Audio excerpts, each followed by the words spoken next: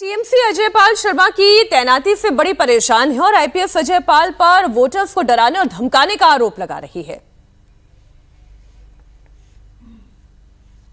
ये रंगीन किरदार है ये अजय पाल शर्मा, जो ऑब्जर्वर बनके अभी डायमंड हार्बर में आया है, जो डायमंड हार्बर के लोगों को धमका रहा है, डायमंड हार्बर के लोगों को चमका रहा है, रात के अंधेरे में सर्चिंग के नाम पे महिलाओं के साथ अश्लील व्यवहार कर रहा है।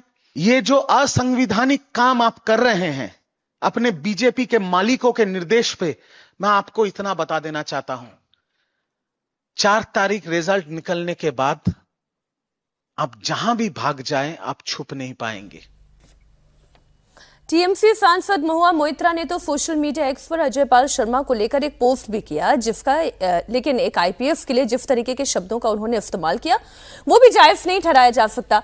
महुआ ने अपने पोस्ट में लिखा, मेरे फेयर एंड लवली बबुआ, हीरोगिरी थोड़ा संभाल कर कीजिए। वो पोस्ट भी आपके सामने रख देती मैं, लेकिन कुछ आपत्तिजनक तस्वीरें भी हैं।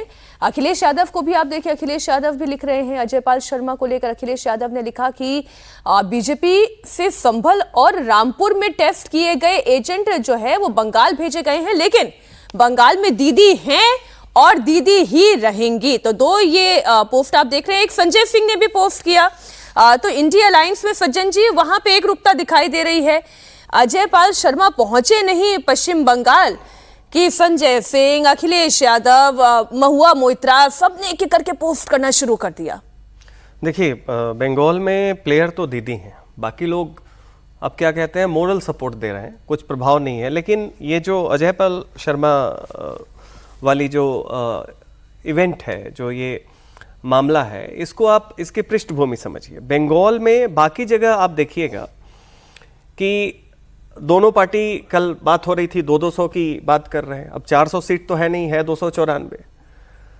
तो बाकी पूरे इंडिया में आप देखेंगे कि एक्चुअल वोटिंग से पहले आप परसेप्शन की लड़ाई लड़ते हैं, जिसमें हम लोग जाते हैं कि माहौल क्या है, हवा क्या है। हर पार्टी चाहती है कि वोट से पहले ऐसा लगे कि वो जीत रहे हैं, लेकिन बाकी जगह वो जो अनडिसाइडेड वोटर होते हैं उनको टारगेट करते हैं कि देखा देखी वो जो जिधर हवा चल रही है चले जाए। बंगाल में क्या है, सीपीएम के समय से फियर फैक्टर ऐसा है कि अगर आप वोट करना भी चाहते हैं तो भी आप जब तक कि परसेप्शन में आपको यह ना लगे कि हमारी पार्टी आ रही है, आप वोट नहीं करेंगे। वहां पे कमिटेड वोटर भी सोचता है अगर आप अपोजिशन में हैं तो। अब समस्या यह है बंगाल में कि बीजेपी के संगठन को वहां ओपीडी मोड में ट्रीटमेंट करना चाहिए था 1 साल पहले से, 2 साल पहले से। वहां चूंकि इनकी सांगठनिक कमजोरी है, अब जो कुछ है वो केंद्रीय नेतृत्व कर रही है और अंत में इलेक्शन कमीशन वहां के फियर फैक्टर, तो ये आईसीयू मोड में हो रहा है। तो ओपीडी मोड को आपने, जब पेशेंट ओपीडी के लिए आया आपने उस पर ध्यान नहीं दिया।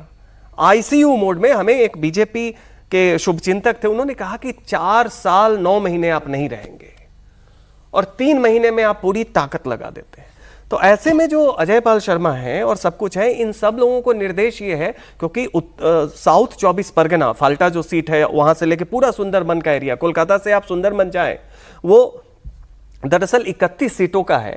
उसमें टीएमसी का एक छत्र राज्य है, वहां पे दबदबा इतना ज्यादा है कि हमने देखा है कि जो हिंदू वोटर है जी, उसमें अधिकांश जो वोट देना भी चाहता है, परसेप्शन में उसे ये लगता है कि मान लो टीएमसी ही आ गई तो 2021 में जो हुआ चुनाव के बाद वो क्या होगा। तो ये सारी की सारी जो कवायद है आईसीयू मोड में, वो ये है कि आप पब्लिक को कॉन्फिडेंस दें। क्या इससे कॉन्फिडेंस मिलेगा? लोग कह रहे हैं कि भाई केंद्रीय वाहिनी है, अजय पाल शर्मा जी कर रहे हैं, लेकिन वो कह रहे हैं कि 1-2 दिन पहले टीएमसी के लोग आएंगे, बोलेंगे कि देखो भाई आपको वोट नहीं देना है, आप मत जाओ वोट देने। लेकिन ये सेंट्रल फोर्स और ये सब चली जाएगी, आप रहेंगे हम रहेंगे।